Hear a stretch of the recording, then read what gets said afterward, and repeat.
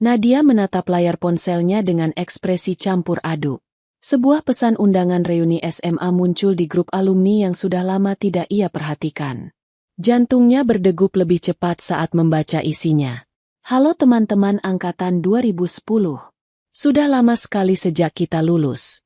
Ya, kami ingin mengadakan reuni untuk mengenang masa-masa indah kita di SMA. Acara ini akan diadakan Sabtu depan di restoran mewah The Grand Hall pukul 19. Jangan sampai ketinggalan. Akan ada banyak kejutan seru. Sampai jumpa. Tangannya refleks mengepal. Masa-masa indah. Pikirnya pahit. Kalimat itu terdengar ironis. Baginya, masa SMA adalah salah satu fase terberat dalam hidupnya. Hidup sebagai anak dari keluarga sederhana di sekolah yang mayoritas siswanya berasal dari kalangan berada membuatnya sering menjadi bahan hinaan dan ejekan. Ia tidak pernah lupa bagaimana Rina dan gengnya memperlakukannya seperti sampah, seolah keberadaannya tidak pantas di sekolah itu hanya karena ia masuk dengan beasiswa. Kini, setelah lebih dari 10 tahun berlalu, Nadia bukan lagi gadis malang yang sering direndahkan. Ia telah sukses, meski memilih untuk tetap hidup sederhana. Namun, luka lama yang dulu ia simpan begitu dalam masih terasa perih setiap kali ia mengingatnya. Nadia menarik napas panjang dan meletakkan ponselnya di meja. Ia berusaha mengabaikan pesan itu, tetapi pikirannya terus mengulang pertanyaan yang sama. Haruskah aku datang? Kenangan lama yang tak terlupakan. Sambil menatap kosong ke arah jendela apartemennya, Nadia teringat kembali masa-masa kelam itu. Ia mengingat bagaimana ia harus menahan air mata setiap kali Rina dan gengnya menghina bajunya yang lusuh, sepatunya yang sudah menipis solnya, atau bekalnya yang sederhana dibandingkan dengan teman-teman lain yang membawa makanan dari restoran mahal. Dina, sahabatnya satu-satunya, selalu berusaha menghiburnya, tetapi tetap saja, kata-kata tajam Rina seringkali membuatnya ingin menghilang. Hei, Nadia! Kamu yakin gak salah masuk sekolah? Ini sekolah elit, bukan tempat untuk orang kayak kamu. Lihat bajunya. Pantas aja selalu pakai seragam yang itu-itu aja. Gak punya yang lain, ya? Kasian banget. Gak ada yang mau temenan sama kamu selain Dina. Mungkin dia juga cuma kasihan sama kamu. Setiap kali ia mencoba membela diri, mereka hanya akan tertawa dan semakin mengejeknya. Bahkan para guru pun seolah menutup mata terhadap perlakuan mereka. Nadia menggelengkan kepala, mencoba mengusir kenangan itu. Sudah lebih dari 10 tahun berlalu. Apakah Rina dan teman-temannya masih sama seperti dulu? Ataukah mereka sudah berubah? Namun, yang paling penting, apakah ia ingin menghadapi mereka lagi? Pertimbangan dan keputusan. Malam itu, Nadia berbaring di tempat tidurnya. Tetapi pikirannya masih dipenuhi dilema. Di satu sisi, ia merasa tidak perlu hadir dalam reuni itu. Buat apa bertemu dengan orang-orang yang dulu hanya menyakitinya? Tapi di sisi lain, ada bagian dalam dirinya yang ingin menunjukkan bahwa ia tidak lagi seperti Nadia yang dulu mereka hina. Ia sudah bekerja keras untuk mencapai posisinya sekarang. Ia adalah pemilik perusahaan besar yang bergerak di bidang teknologi. Dengan kerja keras dan kecerdasannya, ia berhasil membangun bisnisnya dari nol hingga sukses seperti sekarang. Namun, ia tidak pernah pamer atau memamerkan kekayaannya. Ia menutup matanya sejenak, membayangkan kemungkinan yang bisa terjadi jika ia datang ke reuni itu. Apakah mereka akan menyambutnya dengan hangat? Ataukah mereka masih seperti dulu, penuh kesombongan dan merendahkan orang lain? Keesokan paginya, saat sarapan, ia kembali menatap ponselnya. Grup alumni masih ramai membahas reuni tersebut. Beberapa temannya yang dulu cukup baik padanya menandainya dalam percakapan, bertanya apakah ia akan datang. Di antara banyaknya pesan itu, satu pesan dari Rina menarik perhatiannya. Si beasiswa bakal datang gak ya? Pasti takut, deh. Udah biasa jadi pecundang kan? Hahaha. Nadia mengernyit. Bahkan setelah sekian lama, Rina masih belum berubah. Kata-kata itu seolah menjadi pemantik bagi Nadia. Ia tersenyum tipis, bukan karena senang, tetapi karena sekarang ia tahu jawabannya. Dengan tenang, ia mengetik balasan di grup. Aku akan datang. Nadia duduk di meja makan dengan secangkir kopi yang mulai mendingin di tangannya. Keputusan untuk datang ke reuni telah dibuat, tetapi pikirannya terus mengembara ke masa lalu, kembali ke saat-saat ketika hidupnya di SMA tidak lebih dari sekadar perjuangan untuk bertahan. Hari-hari berat di SMA. Dulu, Nadia adalah seorang gadis pendiam yang selalu berusaha tidak menarik perhatian. Ia berasal dari keluarga sederhana, dan satu-satunya alasan ia bisa bersekolah di SMA elit itu adalah karena beasiswa penuh yang ia dapatkan berkat kecerdasannya. Namun, bukannya dihargai, hal itu justru menjadi alasan ia diolok-olok. Hari pertama masuk sekolah, Nadia sudah bisa merasakan perbedaan kelas sosial yang mencolok. Anak-anak lain datang dengan mobil mewah, mengenakan seragam yang terlihat baru dan mahal, lengkap dengan aksesori bermerek. Sementara itu, Nadia hanya memiliki 2 set seragam yang harus ia cuci setiap beberapa hari agar tetap bersih. Saat upacara pertama, seorang siswi bernama Rina dan gengnya langsung memperhatikannya. "Hei, kamu anak beasiswa, ya?" tanya Rina dengan nada mengejek saat jam istirahat pertama. Nadia yang saat itu belum mengenal siapapun hanya mengangguk pelan. "Pantas aja beda," kata salah satu temannya, Melissa, sambil melirik seragam Nadia. "Lihat, bajunya nggak sebagus kita." Mereka tertawa kecil, cukup pelan agar guru tidak memperhatikan, tetapi cukup keras untuk menusuk hati Nadia. Sejak hari itu, Rina dan gengnya seperti selalu menemukan cara untuk merendahkannya. Di kantin, mereka sengaja duduk di meja sebelahnya dan berbisik dengan nada keras. "Kasihan banget ya, cuma bisa beli nasi sama tempe. Pasti di rumahnya juga nggak ada AC." Nadia mencoba tidak peduli, tetapi setiap hari ejekan-ejekan itu terus berulang. Dina, sahabat satu-satunya, selalu berusaha membelanya. "Nadia itu lebih pintar dari kalian semua. Makanya dia bisa masuk ke sini dengan beasiswa," kata Dina suatu kali dengan nada geram. Namun, Rina hanya tertawa. "Pintar aja nggak cukup kalau nggak punya uang. Sayang. Lagian, apa gunanya jadi pintar kalau tetap miskin?" Kata-kata itu terus terngiang di benak Nadia, bahkan bertahun-tahun kemudian. Puncak penghinaan. Suatu hari, saat ujian tengah semester, Nadia mengalami kejadian yang paling memalukan dalam hidupnya. Hari itu, ia datang ke sekolah dengan wajah pucat. Semalam, ibunya sakit dan ia harus menjaganya, sehingga ia kurang tidur. Namun, ia tetap memaksakan diri datang ke sekolah karena ujian sangat penting baginya. Ketika sedang mengerjakan soal, tiba-tiba ada suara keras dari belakang. "Ih, apaan ini? Meja aku kotor banget." Semua mata langsung tertuju pada Rina yang berdiri sambil menunjukkan selembar uang kertas yang sudah lusuh dan sedikit kotor. Ia menatap Nadia dengan pandangan jijik. "Kamu ya yang taruh uang recehan di mejaku?" Nadia yang sedang fokus mengerjakan soal hanya bisa menatap Rina dengan bingung. "Apa maksudmu?" "Ya iyalah, siapa lagi? Cuma kamu di kelas ini yang butuh uang. Ini uang 1.000 perak buat kamu. Ambil aja. Mungkin bisa buat beli makan malam nanti," katanya sambil melemparkan uang itu ke meja Nadia. Seluruh kelas terdiam sesaat sebelum akhirnya beberapa orang tertawa kecil. Nadia merasakan wajahnya panas karena malu. Dina langsung berdiri. "Rina, kamu keterlaluan." Namun, Rina hanya mengangkat bahu. "Aku cuma mau membantu. Kasihan, kan, kalau dia nggak bisa makan." Guru yang ada di kelas hanya menegur mereka secara singkat dan meminta mereka kembali mengerjakan ujian. Seolah-olah kejadian itu bukan sesuatu yang besar. Hari itu, Nadia merasa harga dirinya benar-benar diinjak. Sejak saat itu, ia semakin bertekad untuk membuktikan bahwa dirinya lebih dari sekadar anak miskin yang mereka hina. Kembali ke masa kini. Nadia tersadar dari lamunannya saat melihat waktu di ponselnya. Pikirannya masih penuh dengan kenangan pahit itu, tetapi ada satu perasaan yang kini menguat dalam dirinya. Ia tidak lagi takut. Reuni itu bukan hanya tentang bertemu teman lama.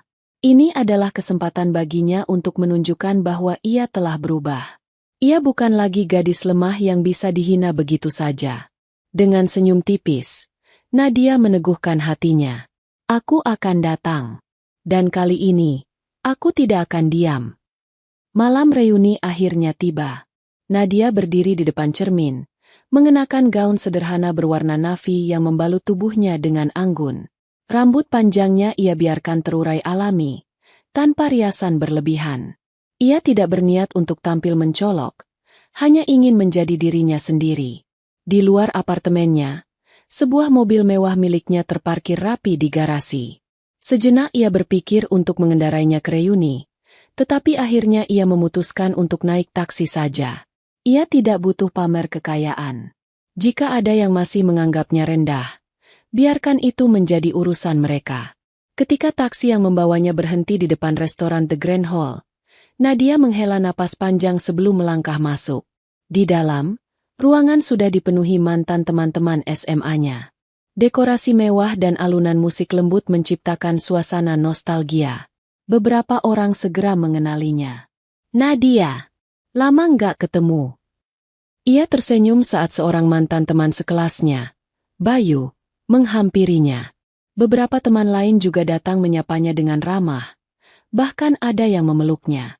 Wah, kamu nggak banyak berubah. Tapi kelihatan makin cantik sekarang, ujar salah satu teman. Nadia tersenyum. Suasana ini terasa lebih hangat daripada yang ia duga. Tidak semua orang di SMA dulu memperlakukannya buruk, dan beberapa dari mereka tampaknya benar-benar senang melihatnya lagi. Namun, suasana itu seketika berubah ketika suara yang sangat familiar terdengar di belakangnya. Astaga, aku nggak percaya ini. Nadia berbalik dan melihat Rina bersama beberapa anggota gengnya. Wajah mereka masih sama seperti dulu, angkuh dan penuh rasa percaya diri. Aku kira kamu nggak bakal datang, kata Rina dengan seringai khasnya.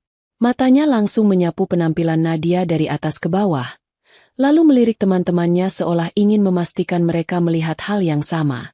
Nadia tetap tersenyum, tidak terpengaruh. Ini sudah dimulai, pikirnya.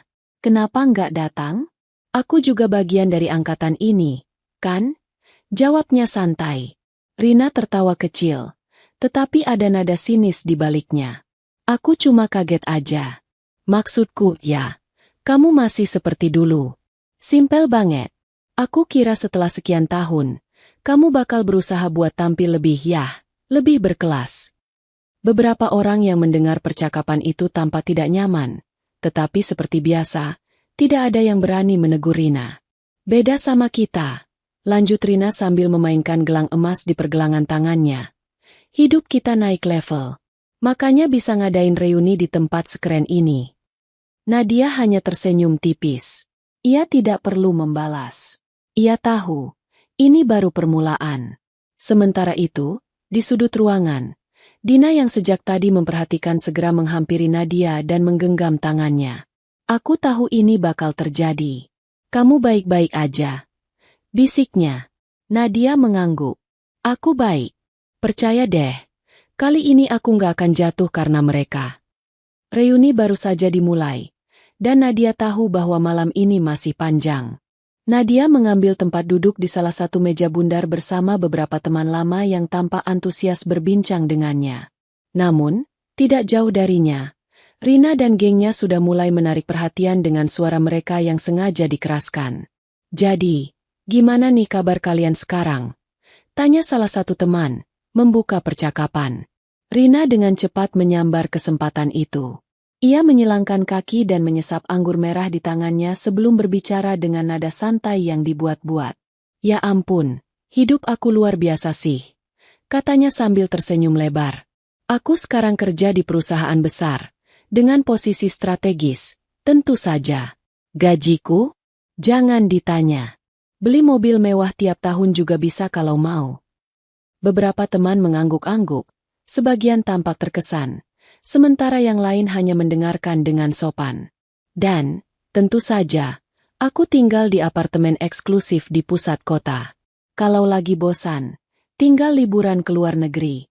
Paris, Jepang, Maldives, semua udah aku kunjungi, lanjutnya. Melissa, salah satu sahabat Rina sejak SMA, ikut menimpali. Hidup Rina itu kayak goals banget. Aku aja kadang iri, Bayangin bisa shopping di butik desainer kapan aja tanpa mikir harga. Nadia hanya diam, mendengarkan tanpa ekspresi. Ia tidak tertarik untuk terlibat dalam obrolan itu. Meskipun jelas sekali Rina berharap semua orang akan terkesan dengan ceritanya. Namun, Rina sepertinya tidak puas jika belum bisa merendahkan orang lain. Ia melirik Nadia dengan senyum penuh arti. Nah, kalau kamu sendiri gimana, Nat? Tanyanya. Kamu kerja di mana sekarang? Suasana mendadak sedikit hening. Beberapa orang tampak tertarik menunggu jawaban Nadia, tetapi ada juga yang terlihat cemas, seolah takut Nadia akan jadi sasaran ejekan lagi. Nadia tetap tenang. Aku punya usaha sendiri, jawabnya singkat. Rina mengangkat alis. Oh, usaha sendiri? Kayak bisnis kecil-kecilan gitu.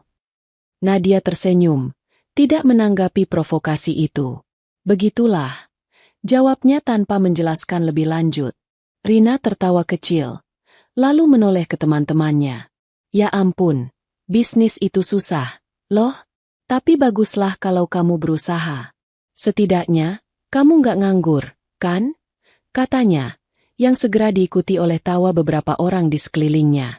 Dina yang duduk di sebelah Nadia mulai geram, tetapi Nadia menepuk tangannya pelan, memberi isyarat agar ia tidak terpancing. Ia sudah memperkirakan ini akan terjadi. Rina masih seperti dulu, selalu merasa lebih baik dari orang lain. Namun, Nadia tahu sesuatu yang tidak Rina ketahui. Dan sebentar lagi, semuanya akan berubah. Reuni semakin ramai. Musik mengalun pelan, dan hidangan mewah tersaji di meja-meja bundar yang dihiasi lilin-lilin kecil. Banyak teman lama yang menikmati malam ini, bertukar cerita tentang kehidupan mereka setelah SMA. Namun, di antara suasana penuh nostalgia itu, Rina masih belum puas. Sejak awal, ia sudah menargetkan Nadia. Ada sesuatu dalam diri Nadia yang mengganggunya, bukan hanya kesederhanaannya, tetapi juga ketenangannya.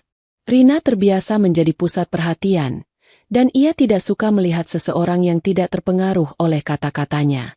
Ia menyesap anggur merahnya dengan elegan, lalu kembali menatap Nadia dengan seringai khasnya. Jadi, Nadia, bisnis kamu itu sebenarnya bisnis apa sih? Tanyanya dengan nada manis yang dibuat-buat. Nadia mengangkat alis sedikit, tetapi tetap tersenyum. Aku punya perusahaan sendiri, jawabnya singkat. Rina mengerutkan dahi seolah tidak percaya. Perusahaan sendiri? Ulangnya. Suaranya sedikit lebih keras agar orang-orang di sekitar mereka mendengar. Maksud kamu kayak jualan online gitu? Dropshipper? Atau mungkin catering rumahan? Beberapa orang di meja itu menahan senyum, sementara yang lain hanya diam. Mereka tahu bagaimana sifat Rina sejak dulu, dan meskipun banyak yang tidak setuju dengan caranya berbicara, mereka juga tidak berani menegurnya. Nadia tetap tenang, tidak terprovokasi sedikit pun. Bukan. Aku menjalankan perusahaan di bidang teknologi dan investasi, jawabnya santai. Rina terkekeh. Wow, keren banget, katanya dengan nada sarkastik. Jadi, perusahaan kamu itu kayak startup kecil gitu ya? Modal dari mana? Jangan bilang dari tabungan sendiri. Nadia tidak langsung menjawab. Ia tahu Rina sedang mencari celah untuk merendahkannya. Ya, semua orang harus mulai dari bawah, kan? Katanya akhirnya. Rina tertawa kecil sambil melirik teman-temannya. Iya sih, tapi kalau modalnya kecil, ya susah buat berkembang. Bisnis itu nggak segampang yang kamu kira. Nadia, aku kerja di perusahaan besar. Jadi aku tahu gimana dunia bisnis yang sebenarnya. Butuh banyak koneksi, modal besar, dan strategi matang.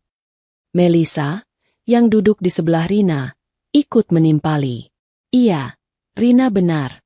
Bisnis tanpa modal besar itu berat. Makanya, kita bersyukur bisa kerja di tempat yang udah established. Gajian tiap bulan, nggak perlu pusing mikirin rugi. Beberapa teman lain mengangguk, meskipun ada juga yang mulai merasa tidak nyaman dengan arah pembicaraan ini. Dina, yang sejak tadi hanya mendengarkan, akhirnya tidak bisa menahan diri lagi. Rina, kamu itu nggak berubah, ya? Selalu merasa paling tahu dan paling hebat. katanya dengan nada tajam. Rina mengangkat bahu tanpa rasa bersalah. Aku cuma realistis. Bisnis itu nggak semudah yang orang kira. Aku nggak mau teman lama kita ini terlalu berhayal, katanya sambil melirik Nadia dengan tatapan meremehkan. Dina semakin geram, tetapi Nadia tetap tenang. Kamu benar, kata Nadia akhirnya. Bisnis memang tidak mudah. Butuh banyak kerja keras, strategi, dan tentu saja, pengalaman. Tapi bukan berarti orang yang memulainya dari bawah nggak bisa sukses. Rina tertawa kecil. Ya sudah, kita lihat saja. Mudah-mudahan bisnis kecil kamu bisa bertahan lama. Ya, katanya, masih dengan nada meremehkan. Nadia tersenyum tipis. Terima kasih, Rina. Doamu sangat berarti buatku. Jawabnya dengan nada halus, tetapi penuh makna. Sikapnya yang tetap santai justru membuat Rina semakin tidak nyaman. Seolah-olah Nadia tidak terpengaruh sedikit pun oleh hinaannya. Namun, Rina tidak tahu bahwa sebentar lagi, semua ejekannya akan berbalik. Dan ia akan menyesali setiap kata yang baru saja diucapkannya. Acara reuni semakin larut. Banyak teman yang sudah mulai berpindah-pindah meja, berbincang dengan teman-teman lama mereka. Ada yang tertawa terbahak-bahak mengenang masa SMA, ada yang berbagi kisah sukses dan tantangan hidup mereka setelah lulus, dan ada pula yang hanya duduk diam menikmati suasana. Di tengah hiruk-pikuk itu, Nadia tetap berada di mejanya, mendengarkan percakapan sekelilingnya dengan tenang. Ia tidak perlu menjadi pusat perhatian, tetapi ia juga tidak berusaha menghindari siapapun. Sebaliknya, Rina masih terus berusaha memamerkan kesuksesannya. Jadi kemarin aku baru pulang dari Paris, katanya dengan suara cukup keras agar semua orang di sekitar meja mendengar. Liburan yang benar-benar mewah. Aku nginep di hotel bintang 5, makan di restoran Michelin, dan belanja di butik-butik desainer. Serius, kalau kalian belum pernah ke Paris, kalian harus coba. Beberapa teman mendengarkan dengan antusias, sementara yang lain hanya tersenyum sopan. Wah, keren banget, Rin, ujar salah satu teman, terdengar terkesan. Iya dong, aku kan kerja di perusahaan multinasional. Gajiku besar, jadi aku bisa menikmati hidup, katanya sambil menyandarkan punggung dengan angkuh. Tatapannya kemudian beralih ke Nadia. Oh ya, Nadia, kamu kapan terakhir liburan ke luar negeri? Tanyanya dengan nada sinis. Nadia tersenyum kecil. Beberapa bulan lalu. Jawabnya santai. Rina mengangkat alis. Oh, kemana? Swiss. Lalu ke Jepang untuk urusan bisnis. Jawab Nadia, masih dengan nada datar. Rina terdiam sejenak, lalu tertawa kecil. Oh, jadi bukan liburannya? Cuma urusan bisnis, katanya sambil melirik teman-temannya. Ya ampun, pasti capek banget, kerja sambil jalan-jalan. Kalau aku sih lebih suka menikmati hidup tanpa harus mikirin kerjaan. Nadia hanya tersenyum. Ia tidak perlu menjelaskan lebih banyak. Saat itu, panitia reuni mulai mengumumkan bahwa acara akan segera selesai. Para tamu dipersilakan menikmati hidangan terakhir sebelum bersiap-siap pulang. Beberapa orang mulai berfoto bersama, mengabadikan momen kebersamaan mereka setelah bertahun-tahun tak berjumpa. Nadia melirik jam tangannya. Ia merasa sudah cukup lama di acara ini dan siap untuk pergi. Namun, tiba-tiba, terdengar suara klakson mobil dari luar restoran. Beberapa tamu yang berdiri di dekat pintu otomatis menoleh ke arah suara tersebut, lalu mulai berbisik-bisik. Mobil siapa itu? Gila, keren banget. Kayaknya mobil miliaran rupiah, deh. Rina yang mendengar bisik-bisik itu ikut penasaran.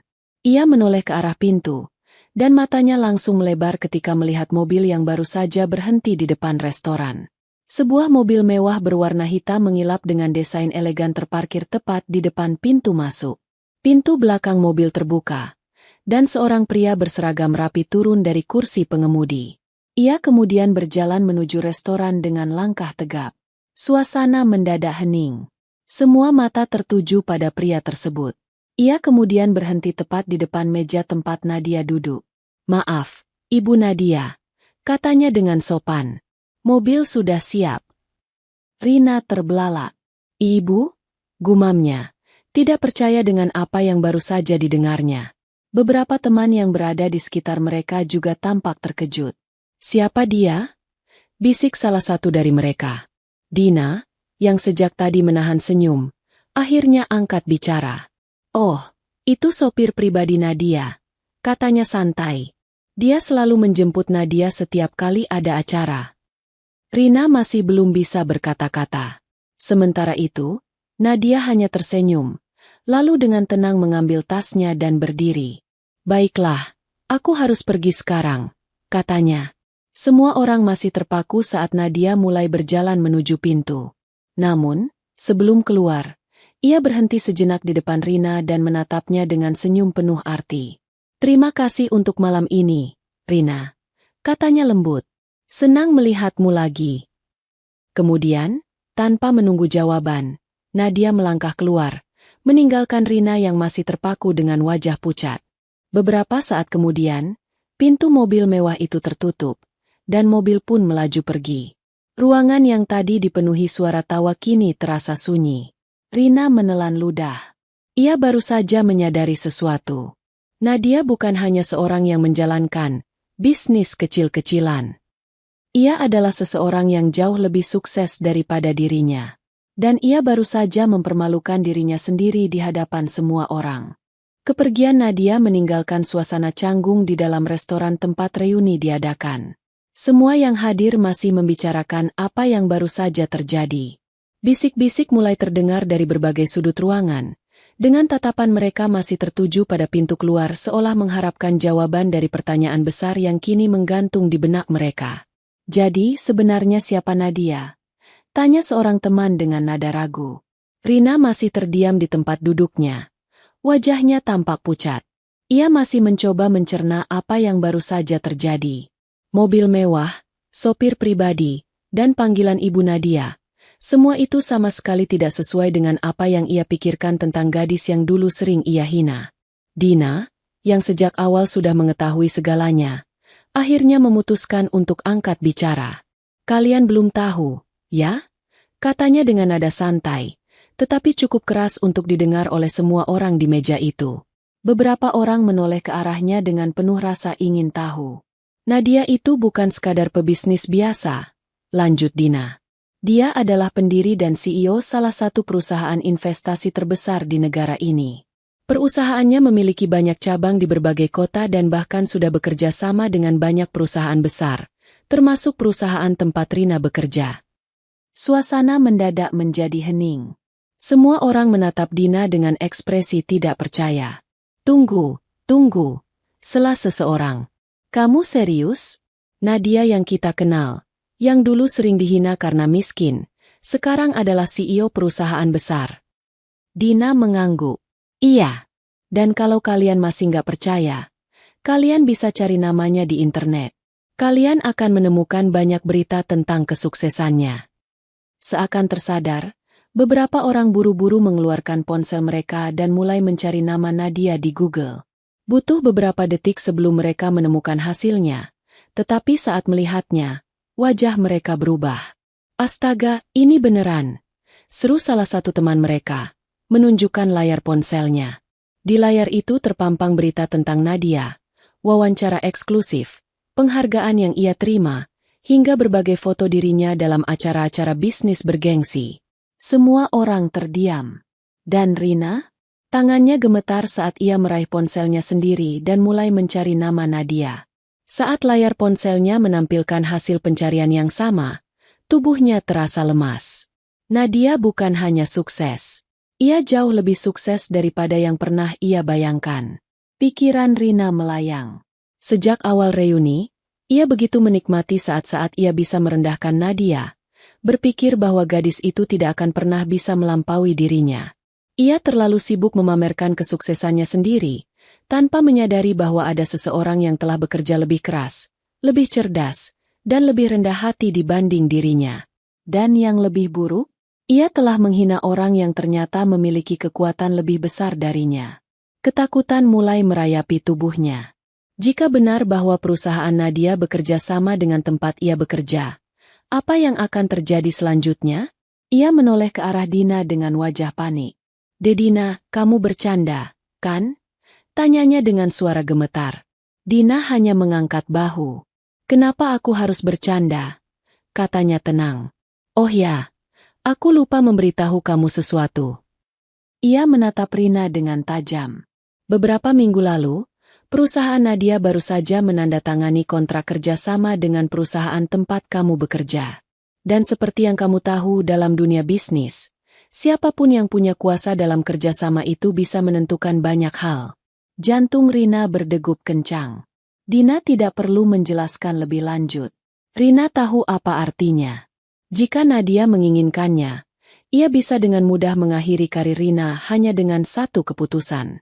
Dan mengingat bagaimana Rina memperlakukannya malam ini, ia menelan ludah. Tubuhnya mulai gemetar. Jadi, apa yang akan terjadi padaku? Bisiknya dengan suara yang nyaris tidak terdengar. Dina menatapnya sejenak sebelum tersenyum tipis. Itu semua tergantung pada Nadia, katanya santai. Tapi kalau aku jadi kamu, aku akan mulai berdoa semoga dia masih cukup baik untuk memaafkan semua penghinaan yang kamu lakukan tadi malam. Rina merasa dunia di sekelilingnya mulai runtuh. Rina duduk terpaku. Wajahnya semakin pucat. Tangannya yang gemetar masih menggenggam ponselnya.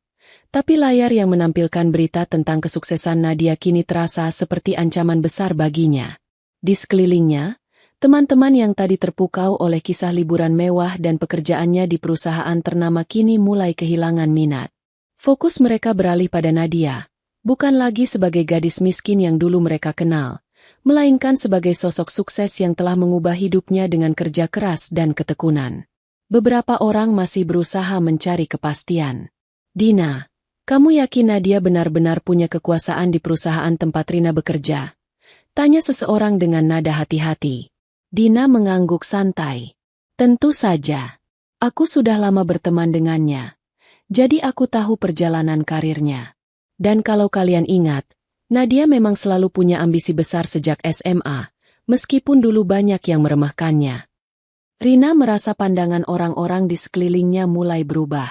Yang tadi memandangnya dengan kekaguman, kini mulai menatapnya dengan rasa iba, atau lebih tepatnya, rasa puas melihat seseorang yang selama ini begitu angkuh akhirnya merasakan akibat dari kesombongannya sendiri.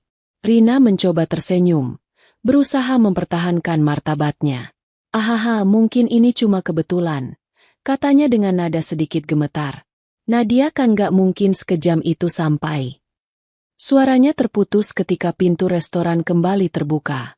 Dan di sanalah Nadia, berdiri dengan tenang. Semua orang terdiam. Tidak ada lagi obrolan atau tawa. Hanya tatapan penuh rasa ingin tahu dan ketegangan yang menggantung di udara. Dengan langkah anggun, Nadia berjalan mendekat. Senyumnya tetap ramah. Tetapi ada ketegasan di matanya yang membuat Rina semakin merasa terpojok. Nadia berhenti tepat di depan Rina. Maaf, tadi aku hampir lupa sesuatu, kata Nadia dengan suara lembut. Ada hal yang perlu aku sampaikan sebelum aku benar-benar pergi. Rina menelan ludah. Apa itu? Tanyanya dengan suara bergetar. Nadia tetap tersenyum, tetapi kali ini ada sedikit ketajaman dalam sorot matanya. Aku hanya ingin mengingatkan bahwa dunia ini selalu berputar. Rina, katanya pelan namun jelas. Cukup keras untuk didengar semua orang di ruangan itu. Dulu kamu menganggap aku tidak pantas berada di antara kalian. Kamu menghina aku, mengolok-olok penampilanku, dan menganggap aku tidak akan pernah berhasil. Rina tidak berani menjawab. Nadia melanjutkan. Tapi lihatlah sekarang. Siapa yang masih sibuk merendahkan orang lain, dan siapa yang sudah berdiri di puncak. Beberapa orang mulai saling berbisik. Rina mencoba mempertahankan ekspresinya, tetapi semua orang bisa melihat bahwa ia sedang berjuang untuk tetap tenang. Nadia tersenyum kecil. Dan tahukah kamu hal yang lebih menarik? Tanyanya retoris. Aku tidak pernah menyimpan dendam padamu. Rina, aku tidak pernah peduli dengan kata-katamu di masa lalu. Aku hanya fokus pada mimpiku. Tapi sayangnya, ia menatap Rina dengan tatapan tajam. Kamu tidak pernah berubah. Kamu masih orang yang sama, masih menghakimi orang hanya dari apa yang terlihat di permukaan. Rina mengepalkan tangannya di bawah meja. Nadia kemudian menoleh ke teman-teman yang lain. Aku harap reuni ini bisa menjadi pelajaran bagi kita semua, katanya. Kesuksesan seseorang tidak bisa diukur hanya dari apa yang terlihat. Jangan pernah meremehkan orang lain hanya karena mereka tampak biasa saja. Karena kalian tidak akan pernah tahu, mungkin suatu hari nanti, orang yang kalian hina justru yang akan memegang kendali atas masa depan kalian. Hening. Rina ingin mengatakan sesuatu, ingin membela diri, tapi tidak ada kata-kata yang bisa keluar dari mulutnya. Sementara itu, beberapa teman yang tadinya dia mulai mengangguk setuju. Nadia benar, gumam seseorang. Kita memang terlalu sering menilai orang dari tampilan luarnya saja. Iya, aku merasa bersalah pernah ikut-ikutan mengejek dia dulu, sahut yang lain. Semakin banyak yang menyadari kesalahan mereka.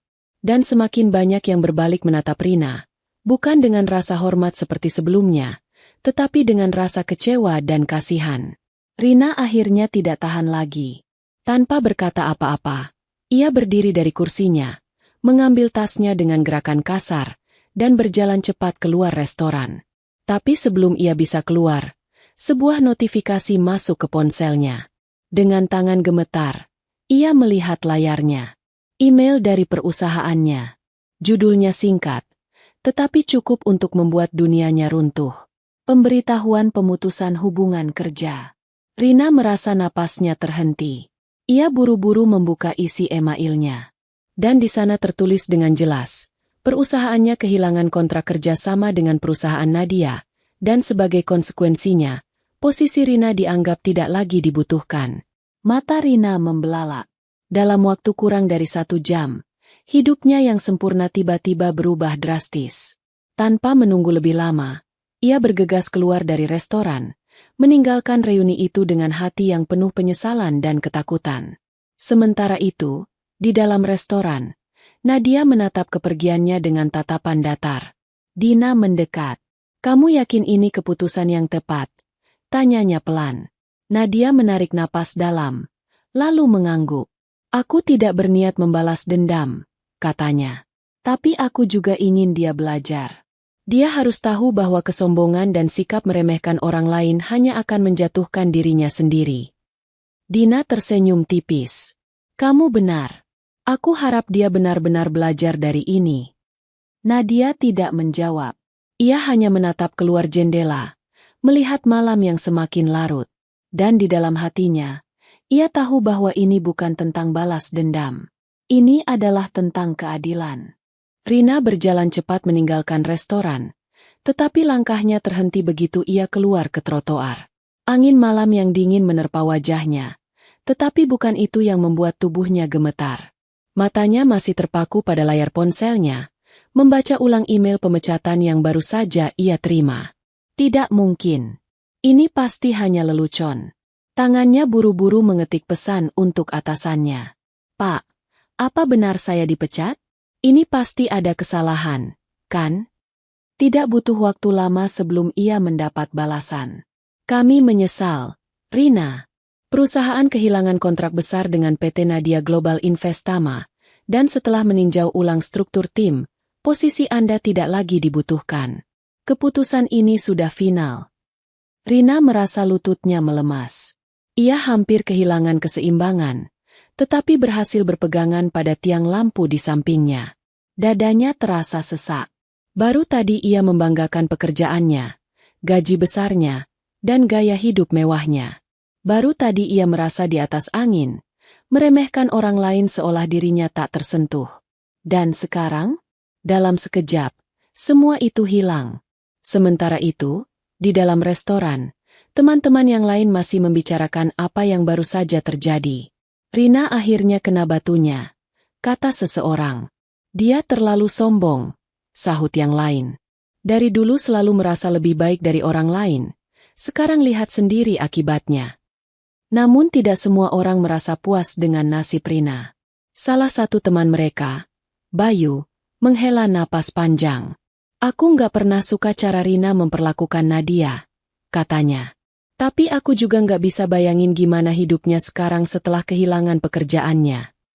"Dina, yang duduk di sebelahnya, mengangguk pelan. Mungkin ini akan menjadi pelajaran untuknya, katanya. Terkadang orang harus mengalami kejatuhan supaya mereka sadar dan berubah. Nadia sendiri tetap diam. Ia menyesap minumannya dengan tenang, tidak menunjukkan ekspresi puas ataupun senang. Seseorang mendekatinya. Nadia, ujar seorang teman dengan sedikit canggung. Aku mau minta maaf. Aku dulu juga sering ikut-ikutan mengejekmukmu. Aku sadar itu salah, dan aku menyesal. Nadia menatap orang itu sebentar, lalu tersenyum kecil. Tidak apa-apa, katanya dengan lembut. Aku sudah lama memaafkan semuanya. Dulu aku memang sakit hati, tapi aku memilih untuk fokus ke masa depanku daripada terus melihat ke belakang. Beberapa teman lain ikut berbicara, meminta maaf atas perilaku mereka di masa lalu. Nadia menerima permintaan maaf mereka dengan lapang dada. Bagi Nadia, kemenangan sejati bukanlah membuat orang lain jatuh, tetapi membuktikan bahwa dirinya bisa bangkit tanpa membalas dendam dengan cara yang sama. Sementara itu, di luar restoran, Rina masih berdiri mematung. Pikirannya dipenuhi kekhawatiran. Bagaimana ia akan membayar cicilan mobilnya? Bagaimana ia bisa mempertahankan apartemennya yang mewah? Bagaimana ia bisa menghadapi kenyataan bahwa ia telah kehilangan segalanya dalam satu malam? Ia akhirnya berjalan lunglai ke mobilnya dan duduk di kursi pengemudi. Dengan tangan gemetar, ia menyalakan mesin, tetapi tidak langsung pergi. Air mata yang sejak tadi ia tahan akhirnya jatuh. Untuk pertama kalinya dalam hidupnya, Rina merasa benar-benar kalah. Dan yang lebih menyakitkan, ia tahu bahwa ini semua adalah akibat dari kesombongannya sendiri. Rina duduk di dalam mobilnya dengan tangan masih menggenggam setir erat. Matanya yang sembab menatap kosong ke depan, tetapi pikirannya berputar-putar tanpa henti. Dulu, ia merasa dunia ada dalam genggamannya, pekerjaan bergengsi, status sosial yang dihormati, dan kehidupan mewah yang membuatnya merasa lebih baik dari orang lain. Tetapi dalam satu malam, segalanya berubah. Nadia, gadis yang dulu ia hina habis-habisan, telah membalikkan keadaan. Kini, Rina yang menjadi bahan gunjingan, menjadi orang yang dikasihani, bahkan mungkin ditertawakan oleh orang-orang yang dulu selalu memujanya. Ia menghela napas panjang, menyalakan mesin mobilnya, dan mulai menyusuri jalanan kota yang sepi. Namun, pikirannya masih berkecamuk. Apa yang harus aku lakukan sekarang? Pekerjaan sudah hilang. Reputasinya hancur. Dan lebih buruk lagi, ia tahu bahwa ini semua adalah kesalahannya sendiri. Sementara itu, di dalam restoran, suasana perlahan mulai mencair. Banyak dari mereka yang hadir mulai melihat reuni ini bukan hanya sebagai ajang nostalgia, tetapi juga sebagai kesempatan untuk belajar dari masa lalu. Nadia masih duduk bersama Dina, menerima permintaan maaf dari beberapa orang yang dulu ikut mengejeknya di SMA. Aku benar-benar menyesal, Nadia, kata seorang wanita bernama Lisa. Aku nggak pernah sadar dulu betapa jahatnya kita memperlakukanmu. Aku harap kamu bisa memaafkanku. Nadia menatap Lisa dan tersenyum lembut. Aku sudah memaafkan kalian sejak lama, katanya. Aku memilih untuk tidak menyimpan dendam. Aku tahu kalau aku terus terjebak dalam amarah dan kebencian, aku tidak akan pernah bisa maju. Lisa menunduk, merasa semakin bersalah. Kamu jauh lebih baik dari kami semua, Nadia, katanya lirih. Dina tersenyum dan menepuk bahu Nadia. Aku selalu tahu dia akan sukses, katanya bangga. Dari dulu Nadia selalu punya tekad yang kuat. Salah satu teman laki-laki mereka, Anton, tiba-tiba berseru. Hei, kalau kamu CEO perusahaan besar, kenapa kamu masih pakai pakaian sederhana? Kenapa nggak pamer kekayaan kayak Rina? Tanyanya dengan nada bercanda, tetapi penuh rasa ingin tahu. Nadia tertawa kecil. Karena aku tidak butuh pengakuan dari orang lain, jawabnya. Aku bekerja keras untuk diriku sendiri, bukan untuk membuktikan sesuatu kepada orang lain. Kekayaan bukan sesuatu yang harus dipamerkan. Lebih baik digunakan untuk hal-hal yang bermanfaat. Semua orang terdiam, mencerna kata-kata itu. Apa yang Nadia katakan benar. Selama ini, Banyak dari mereka, terutama Rina, berpikir bahwa kekayaan dan status sosial adalah segalanya. Bahwa untuk dihormati, seseorang harus menunjukkan betapa sukses dirinya. Tapi malam ini, mereka belajar sesuatu yang baru. Kesuksesan sejati bukanlah tentang seberapa banyak yang bisa mereka pamerkan, tetapi seberapa besar dampak yang bisa mereka berikan. Nadia telah membuktikan hal itu dengan caranya sendiri. Beberapa hari kemudian, Rina duduk di dalam apartemennya yang kini terasa begitu sepi. Selama beberapa hari terakhir, ia nyaris tidak keluar rumah. Semua pesan dari teman-temannya ia abaikan. Ia terlalu malu untuk bertemu dengan siapapun. Tapi yang lebih menyakitkan adalah rasa kecewa yang ia rasakan terhadap dirinya sendiri. Ia membuka laptopnya dan mulai mencari pekerjaan baru. Namun, tidak mudah bagi seseorang yang baru saja kehilangan pekerjaannya karena sebuah kontrak besar yang dibatalkan. Nama Rina kini menjadi perbincangan di industri. Tidak ada perusahaan besar yang mau menerimanya. Dengan napas berat, ia menutup laptopnya dan bersandar di kursi. Apa aku harus menghubungi Nadia? Pikirnya. Egonya menolak gagasan itu, tetapi di lubuk hatinya, ia tahu bahwa hanya Nadia yang mungkin bisa membantunya. Setelah berjuang dengan pikirannya sendiri selama beberapa menit, ia akhirnya meraih ponselnya dan mulai mengetik pesan. Nadia, aku tahu aku tidak pantas meminta ini. Tapi, bisakah kita bicara? Dikem. Rina menatap layar ponselnya dengan cemas, menunggu jawaban. Beberapa menit berlalu, lalu akhirnya sebuah balasan muncul. Baiklah, kita bisa bertemu besok di kafe dekat kantor saya. Jam 10 pagi. Rina menghela napas lega. Setidaknya, Nadia masih mau memberinya kesempatan. Keesokan harinya, Rina tiba di kafe tepat waktu. Tangannya sedikit gemetar saat ia melangkah masuk dan melihat Nadia sudah duduk di sudut ruangan, menunggunya. Ia menarik napas dalam-dalam sebelum mendekat. Nadia menatapnya dengan ekspresi tenang. Duduklah, katanya. Rina menuruti, lalu terdiam sejenak sebelum akhirnya berbicara. Nadia, aku ingin minta maaf, katanya pelan. Aku tahu aku sudah banyak berbuat salah padamu di masa lalu. Dan aku sadar sekarang bahwa aku telah menuai akibat dari kesombonganku sendiri. Nadia tetap diam, membiarkan Rina melanjutkan. Aku kehilangan pekerjaanku, dan sekarang tidak ada perusahaan yang mau menerimaku. Lanjutnya dengan suara lirih. Aku benar-benar tidak tahu harus bagaimana lagi. Nadia menatapnya sejenak, lalu menghela napas. Jadi, kamu datang kepadaku karena butuh pekerjaan? Tanyanya. Nada suaranya tidak menghakimi, tetapi juga tidak sepenuhnya simpatik. Rina menggigit bibirnya, lalu mengangguk. Nadia mengaduk kopinya perlahan sebelum akhirnya berbicara. Aku bisa membantumu, Rina, katanya akhirnya. Tapi bukan dengan memberimu pekerjaan. Rina mengangkat wajahnya, bingung. Lalu, tanyanya. Nadia menatapnya dalam-dalam. Aku ingin kamu belajar dari kesalahanmu, katanya. Aku ingin kamu membuktikan bahwa kamu bisa berubah. Kesombonganmu menjatuhkanmu, tapi itu bukan akhir dari segalanya. Jika kamu benar-benar ingin memperbaiki hidupmu, kamu harus mulai dari awal, tanpa jalan pintas. Rina terdiam. Untuk pertama kalinya, ia merasa seseorang benar-benar menegurnya dengan tujuan membuatnya menjadi lebih baik. Bukan sekadar menghukumnya. Dan saat itu juga, ia sadar, jika ingin bangkit, ia harus merendahkan hatinya. Ia mengangguk pelan. Aku mengerti, Nadia, katanya dengan tulus. Terima kasih. Nadia tersenyum.